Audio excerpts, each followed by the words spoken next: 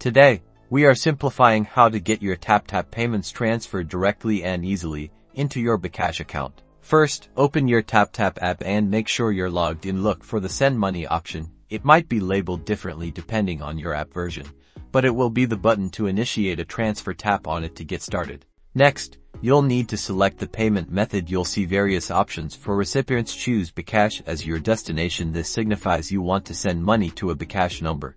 Now, you'll be prompted to enter the recipient's Bkash number. Carefully type in the correct Bkash account mobile number. After entering the number, you need to specify the amount of money you want to transfer. Make sure this is accurate also. Once you've entered the amount, you'll be taken to a confirmation screen. This screen will display all the transaction details, confirm the charges, and the amount that's being sent to the Bkash number. Double check everything to be completely sure and then hit the confirm button.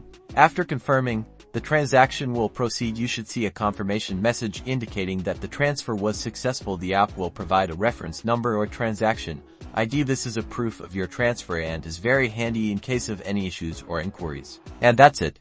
You've successfully transferred money from your TapTap account to Bkash. This process is designed to be simple and efficient. We've covered all the important steps needed to make transfers.